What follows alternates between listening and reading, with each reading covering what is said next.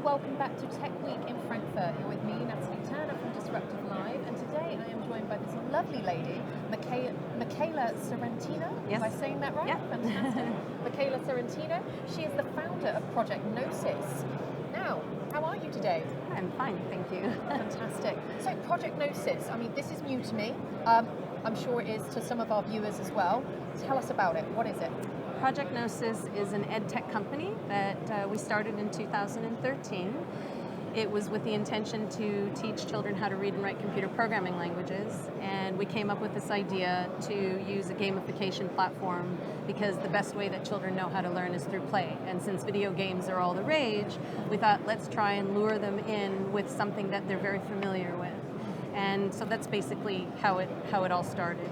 And so before the camera started rolling, you were telling me about your kids and how you asked them about, Yes. So okay. Tell me about the journey, like how the very first part was I came up with an idea to develop an app.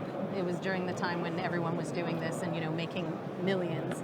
And so I approached my kids and I wanted them to develop an app for me. And it was basically just a geography app that families could play in cars when they're on road trips, identifying the license plates and then having sort of trivia behind it where we would ask what's the population, where is the country located, what's the nation's capital, just something like that. So it was an educational idea so families could integrate together instead of always being separate on their little devices.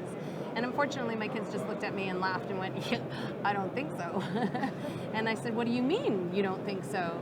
And they said, well, we don't know how to develop apps. And I said, well, don't they teach you these things at school? And then they laughed and they said, Mom, we don't even have internet in school. So I thought, well, how is this possible? I mean, everybody's running around with their devices and they're playing all the time and they're using it. They're using new softwares that are coming out. How is it possible that my children don't know how to create something themselves? And then I went and I looked online to see if there were any programs, maybe after school programs or something available for them to learn, and there was nothing. So being Canadian, we happened to be going home that summer and I found a computer programming camp that I enrolled my children in, which was very expensive. And at the time, I myself knew nothing about coding. I didn't even know the word coding. This was the beginning of the journey. So they went to this camp, and for 1 week, they learned how to create their own video game. And when they were done, and I asked them, so how was it? They said it was boring. And then I said, well, would you be able to, make now a video game? Like, now can we do the app? And they're, no.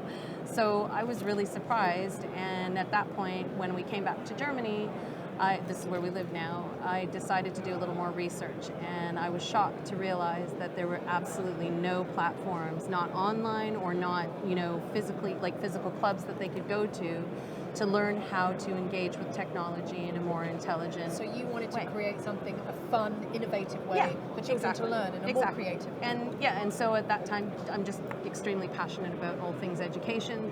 So I began to do my research, and as I was saying earlier to you, I met somebody who was a programmer, and I told him about my idea, and he said, cool, all right, let me try. So that's how it all began, and before we knew it, the whole platform just kind of got bigger and bigger because I realized that there were no schools anywhere in Germany and there were no schools in Canada at the time, and certainly it was just around the time when Hour of Code started in the United States, where they put this whole movement on to try and get kids to learn how to code. Now, unfortunately, since then, nothing has really progressed in the sense that a lot of new technologies, ed tech toys have been created where they use drag and drop software programs. Robotics became something really important and really sort of in the front line because kids love to play with toys. And what happened was they were just getting more interface with different types of technology. They weren't actually learning how to be computer literate, which is learning how to read and write computer programming languages. Drag and drop software, while it's a very important, step within the whole educational process, that isn't computer literacy. That is just interfacing with another intelligent software that allows them to be creative, but it doesn't actually make them an innovator of technology, a driver of technology. And since then, I've seen more and more sort of ed tech tools come out, but not anyone creating a single curriculum to teach kids from kindergarten to the end of grade 12, the entire process, how to develop the analytic mindset in order to ready themselves to learn how to write lines of code when that part of their development is finished. And that typically doesn't start before 12 or 13 years of age. So not a lot of people are, the reason why we're here is to try and shine a spotlight on there is a huge gap between what happens in technology, what happens in the industry, and what happens in education. And I think the gap just started growing and growing and growing because everybody is so busy developing, they're not thinking about the bottom end. And one of the things that's being highlighted even here at Tech Week is that there's not enough people out there to fill the positions that are currently happening. And this is a big problem, and the longer we wait, the worse the problem will become. So let me give you an example.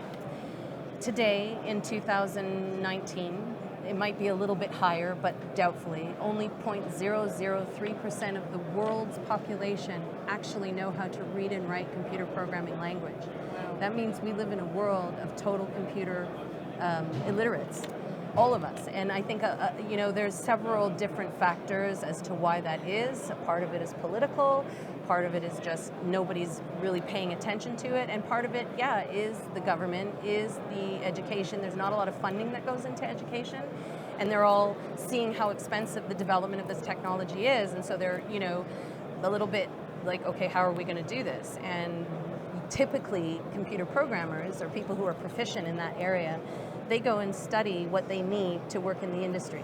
They're not going and studying it so they go back into school and teach it to kids.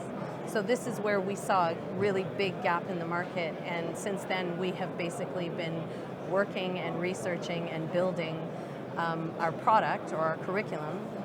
And I'm very proud to say that a couple of days ago we won our first award from UCL in London. We're members of a program called Educate, and they are a dedicated global education research initiative for EdTech specifically, how we can impact the educational world in order to prepare kids to be ready for 21st century living, sustainable living. And I'm hoping that the IT industry will begin to step up to the plate and understand that for everything that's given to them, for their products and their development, it's time for us as a community, as a digital community, to give back to the kids, because education really is the final frontier. And at the end of the day, we're in big trouble if we don't do something about it now. So this is sort of why we're here, spreading the word, spreading the message, and hoping that people will come forward and support us in any way that they can. We've done it in such a way that it's extremely affordable and it's very realistic, but we're a very small company, and we need sort of one of our cornerstones is that it takes a village to raise a child. So we're asking the village elders to step forward, the digital elders to step forward and start sharing their knowledge in a way that's meaningful and in a way that's skill-based outcome. And using a sort of multi media platform for kids to learn. So we're all about hands-on, learn by doing, learn through play. There's just, there's so many things that we could be doing, but in order to build that, we need to come together. That's fantastic. Thank you. What's the goal? I mean, like it doesn't sound like you've been doing this a really, really long time, but you've actually achieved like I have so much in such a short period of time. Yeah. So considering what you've achieved in this time frame, what's the goal in a larger time frame? The goal is to have all children gaining proper access to 21st century skill sets that they need, the education that they need to become the drivers of technology. And we're talking not just in Germany, but all over the world, because coding is the language of innovation.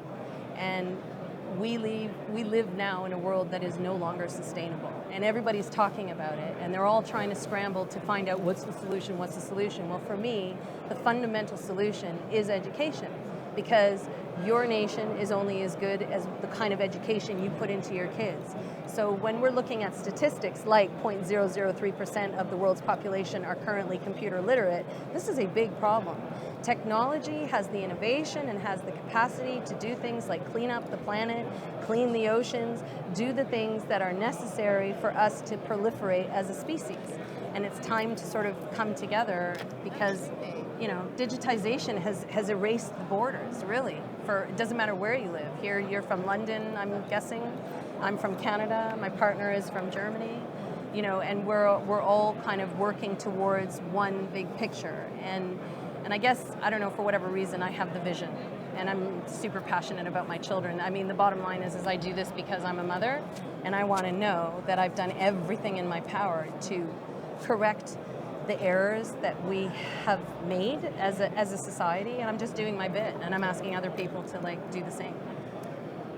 It's amazing that you've identified this gap in the market, and from all the points you've said, it should seem fairly obvious, but yet not enough people are doing, you know, something about it, particularly the education system. Why do you think that is? Because I couldn't agree more with you. I think the education system is stuck in the Stone Age times, and they have not changed it. Yeah. And we're in the 21st century, we're in a very modern environment, and children are not learning the skills that they need to. This is the digital revolution, and kids just not up to skill, up to date with what's happening. Why do you think that is? Oh, there's several reasons. Okay, so probably the biggest one is you can't teach kids what you don't know yourself. So the reality is you're looking at somebody who grew up, right now, my generation, I don't have to tell everyone how old I am, do I? Safe to say I grew up in a generation where there were no computers and there certainly wasn't any internet. So we are the generation that's currently in power. If you look at the governments, if you look at the heads of large corporations, they're all roughly, take away the IT, the big IT companies, because that's a different story. They're a unique niche, right? The bottom line is if you go into any government, most of the people who are in decision-making places, they're illiterate themselves. So how do you, this is the first time in a very long time, since the days of the printing press, actually, this is another interesting example we could use. The day that the printing press was, from the day that it was invented to the time that the majority of people actually knew how to read and write, there was a gap of almost 300 years. Okay, so let's hope that it's not going to take that long in terms of being able to give this to our kids. But the bottom line is because very few people then knew how to read and write. Think about it. So it's the same, sort of the same situation with technology now.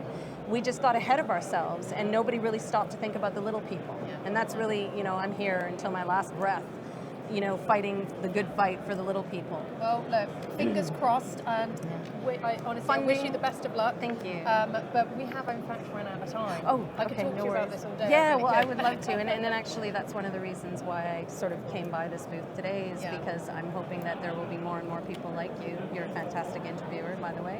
Thank you. To help shine a light on an issue that is truly, truly important, and it affects every human being on the planet right now. Yeah, I couldn't agree more with you. But you know, you should definitely come on the stream again and talk more about your business, because it's really exciting. Like I say, you've identified this gap in the market, which is so prominent now and prevalent to you know, our where we're future going as a humanity, as a species. I mean, like us, you know, we won't be here in, I say, a few years, a lot of years.